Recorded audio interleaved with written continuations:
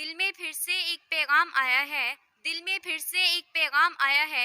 मुबारक हो मोमिनो, फिर से रमज़ान आया है। जनाब सद, मोहतरम उसातिज़ा कराम और मेरे हम मकतब साथियों, अस्सलामु अलैकुम। आज मुझे जिस मौजू पर लबकुशाई का मौका मिला है उसका उन्वान है शान रमज़ान।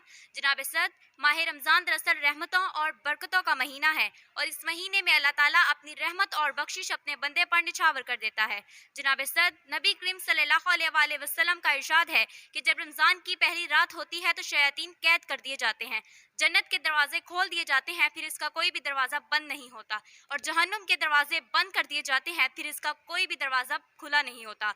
और ऐलान करने वाला ये ऐलान करता है कि भलाई के तलबगार अल्लाह ताला की तरफ मुतवज्जा हो जा और बुराई का इरादा रखने वाले बुराई से बाज आ जा, क्योंकि अल्लाह ताला इस माह करम के वसीले में बहुत से लोगों को आग से आज़ाद करता है। हो सकता है कि तू भी इन लोगों में शामिल हो। मांग लो गिड़गिड़ा कर रब से, अभी मगफिरत सस्ती है। मांग लो गिड़गिड़ा कर रब से, अभी मगफिरत सस्ती है। कहते हैं कि रमज़ान में रब की रहमत बरसती है।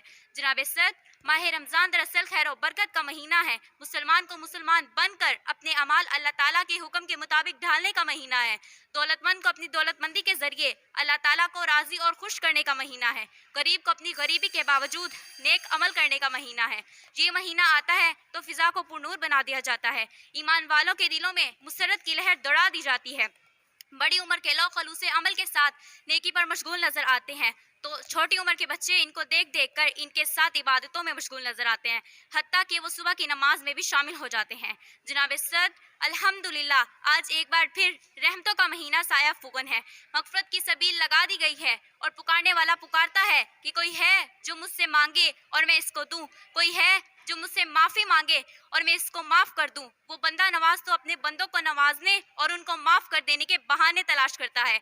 कितना मुफलिस होगा वो शख्स जो इस माह करम को पाए मगर ना अपनी दुनिया बदले और ना आखिरत संवार सके।